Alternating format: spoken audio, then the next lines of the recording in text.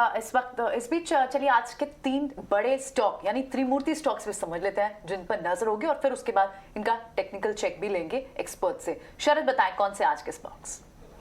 जी बिल्कुल, सबसे पहले टीटागढ़ वैगन्स फोकस में रहने वाला है और सबसे बड़ी ऑर्डर जो रेलवे से मिली है 24,000 वैगन से ज़्यादा का ऑर्डर है और ये जो ऑर्डर साइज़ है वो ऑलमोस्ट 7,838 करोड़ रुपीस का है। और अगर ओवरऑल ऑर्डर बुक देखें तो 10,000 करोड़ का आंकड़ा पार हो गया है कंपनी का इंडियन रेलवेज़ द्वारा। और अगर देखा जाए तो ऑलमोस्ट 32% इनके टोटल ऑर्डर का जो है मिक्स देखने मिला है। दूसरा स्टॉक रहेगा फोकस में एवररेडी इंडस्ट्रीज़। यहाँ पे जो डाबर के बर्मन फैमिली है वो एक ओपन ऑफर करने वाले हैं 26% स्टेक इक्विटी के लिए। और ऑलरेडी जो बर्मन फैमिली है एवररेडीज़ में और क्रीपिंग एक्विजिशन करते हुए 19.8% स्टेक से बढ़ा के अपनी स्टेक ऑलमोस्ट 23.36% जो है कंपनी में ऑलरेडी कर चुके हैं।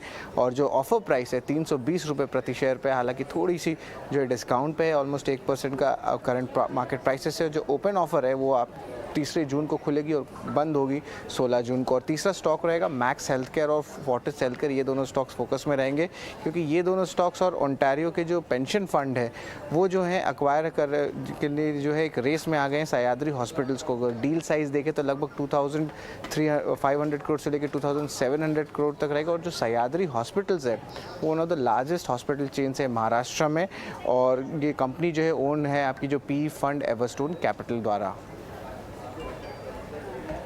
थैंक्स फॉर दैट शरद। चलिए आगे को भी जोड़ते हैं और कुश को भी जोड़ते हैं अपने कॉन्वर्सेशन में। पार्थिव, मैं आपसे बाजार की बात शुरू नहीं करूंगा, मैं एक बहुत ही इंटरेस्टिंग, आप बाजार को फंडामेंटल नजरिए से बहुत टाइम से देखते आए हैं। एक ग्रुप है बाजार में, वो है टाटा ग्रुप, जो बाजार का एकदम चहेता ग्रुप है।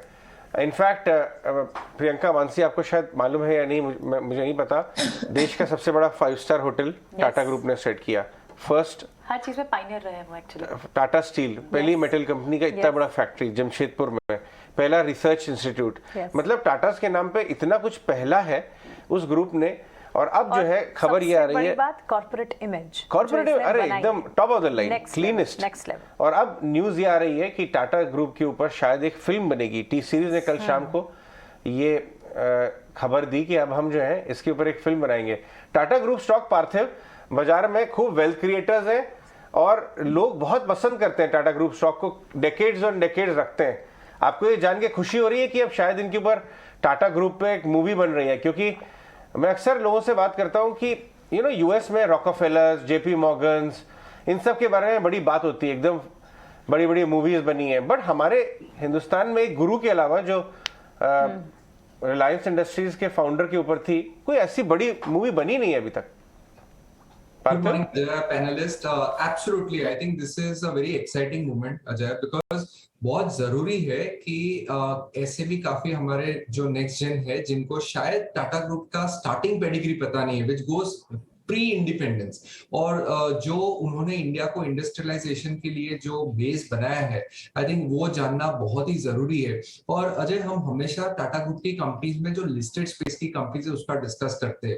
There are plethora of companies जो अनलिस्टेड स्पेस में है। Not only that, in even sectors like hospital, जहाँ पे कैंसर जैसी काफी बीमारियों पे बहुत सारा रिसर्च इनका चल रहा है, जो काफी सीएसआर का पैसा है, जो काफी फिलेंथ्रोपी का पैसा है, ये लोग जो करते हैं जो बहुत चर्चित नहीं होता है। तो I would even love and wish कि ये जो फिल्म बन रही है उसमें उनके ये जो भी काम किए उन्होंने वो भी दर्शाया जाए। और जो आपने बताया कि एक चहेता ग्रुप है, और अजय मैं एम्फेसिस पुट करूंगा कि it is a dream come true to have somebody like mister Chandra at the helm.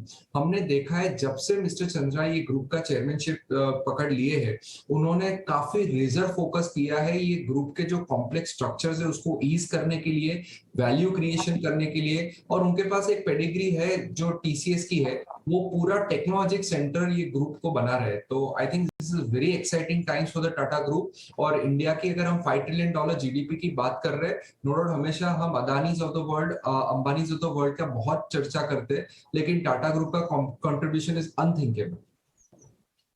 चलिए अब आप ये बताइए कि जो ई कॉमर्स स्टॉक्स में एक रिबाउंड आ रहा है, कल हमने देखा पेटीएम, आपका जोमेटो में काफी अच्छी कमेंट्री आई कि लॉस कम करेंगे।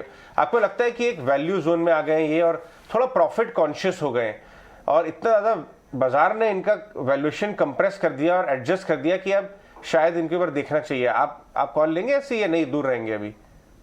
टू बी वेरी ऑनेस्ट, यहाँ पे भी मैं दूर रहूंगा। वैल्यू एज अ वर्ड पता नहीं, मेरे को समझ में नहीं आ रहा कि इन कंपनीज में मैं कैसे डिफाइन करूं, बिकॉज डिस्काउंटेड कैश फ्लो के बेसिस पे इनको वैल्यू करते हैं, काफी लॉन्ग टर्म प्रोस्पेक्ट है। और एक बात हम कैसे भी करते हैं कि ये सब बिजनेस मॉडल्स में काफी डिसरप्शंस रहता है। एक क्वार्टर में यूनिट इकोनॉमिक्स थोड़े सुधरते हैं, और हमने क्या देखा है कि ये शेयर 120 वाला 50 रुपए हो जाता है और फिर एक रिबाउंड आता है। In terms of visibility of break evening also, no doubt ये क्वार्टर में काफी उन्होंने जो कॉनकॉल में हाईलाइट्स दिए हैं कि जो डिलीवरीज है उसको काफी हद तक उन्होंने ब्रेक इवन के पॉइंट पे लाए हैं। लेकिन मेरा ऐसा मानना है कि जो high cash flow generation probability है वो अभी भी बहुत दूर है। प्लस बाकी जो बिजनेसेस इंटीग्रेट करने वाले हैं लाइक ब्लिंकिट, तो वहां पे भी हम देखेंगे काफी कैश बर्न होगा। तो पेटीएम्स ऑफ द वर्ल्ड और even for that matter Zomatos of the world आज के तारीख में हमें नहीं लगता है कि एकदम वैल्यू जोन में। We are in an rising interest rate environment which makes life even more difficult to value these businesses. Alright, ठीक है, एब्सोल्युटली। तो ये राय रहेगी इस पर इन न्यू एज स्टॉक्स पे। हमने देखा भी एक अच्छा खासा सर्ज कल देखने को मिला जोमैटो के नंबर्स गाइडेंस के बाद। इन स्टॉक्स में भी आपको एक बड़ी मूव देखने को मिली थी। चलिए अब इस बीच हमारे साथ कुश बोरा भी हैं, उनसे भी समझ लेते हैं कि वो आज क्या स्ट्रैटेजी प्ले आउट कर रहे हैं। कुश, मॉर्निंग, आपकी क्या स्ट्रैटेजी है वेरी ब्रीफली, अगर इंडेक्स पे व्यू है क्या आपका, और साथ ही आपकी कॉल्स क्या होंगी? जी हाँ, very good morning to you सारे पैनलिस्ट और आपके सारे दर्शकों को वेरी गुड मॉर्निंग। देखिए क्विकली अगर मैं एक समरी देना चाहूँ तो 2 दिन पहले जो हमने डाउ जोन्स में एक राइज देखा था, बहुत शार्प ऑलमोस्ट 2% का up move, that was on the back of financials and tech performing together. अगर इंडियन मार्केट्स को 16,800 17,000 के जोन्स क्रॉस करने हैं और उसके ऊपर सस्टेन करना है, then both these sectors have to perform and Reliance can be the icing on the cake. और ये नहीं हो रहा है। हमने पहले एक आईटी में रैली देखी तब बैंकिंग नहीं परफॉर्म कर रहे थे, and now it's the other way around. So for us to meaningfully cross those resistance zone, both these indices have to perform together. That said, आने वाले कुछ दिनों के लिए जिस तरीके का डेटा सेटअप है, and by that I mean the next couple of days जहां हम वीकली एक्सपायरी, जहां हम मंथली एक्सपायरी देख रहे हैं, 16,000 60,400 अभी भी बहुत ही इंपॉर्टेंट सपोर्ट और रेजिस्टेंस लेवल्स के तौर पे एक्ट करेंगे। जैसे ही इस रेंज के पास आते हैं तो एक बाइंग अपॉर्चुनिटी बनती है। तो उसी लिहाज से अभी जैसे निफ्टी ने कल एक करेक्शन दिया या जरा सा एक फॉल दिया है, उसके चलते पे ऑफ प्रोफाइल जो है वो जरा पॉजिटिव हो जाता है।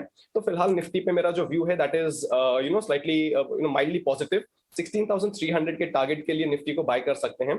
16,000 का जो लेवल है वो सपोर्ट के तौर पे एक्ट करेगा। So that should be your stop loss. Bank Nifty में हमने एक आउट परफॉर्मेंस देखी है over the last couple of days. It's trying to show some leadership. I expect that to continue over the coming days. लेकिन overall higher levels पे जो selling आ रही है उसे भी जरा ध्यान में रख के चलना पड़ेगा। With that in mind bank Nifty भी मेरा बाय कॉल है, बट यहाँ मेरा जो टारगेट है दैट इज 34,600 और जो स्टॉप लॉस है वो 34,100 का लेके चल सकते हैं, जहां पे बैंक निफ्टी ने पिछले कुछ दिनों से सपोर्ट लिया है। ऑलराइट कुश, और स्टॉक स्पेसिफिक रिकमेंडेशंस भी आज के आपके बता दीजिए आप। जी हाँ, मेरे 3 स्टॉक पिक्स हैं जिसमें से 2 बाय कॉल हैं और एक सेल कॉल है। जो मेरा पहला बाय कॉल है दैट इज टिमकेन। हमने पिछले कुछ सत्र से इसमें एक अच्छा उछाल आते हुए देखा है and almost undisturbed by the volatility in the index. तो ये जो इसका मूवमेंट है ये काफी पॉजिटिव है and it is backed by good volumes. Indicators भी इसके अब पॉजिटिव टर्न हो रहे हैं, which means कि यहाँ से एक अच्छी रैली है स्टॉक में अभी भी बाकी है। यहाँ से एक अच्छा उछाल स्टॉक में आ सकता है इतने अच्छे मूव के बाद भी।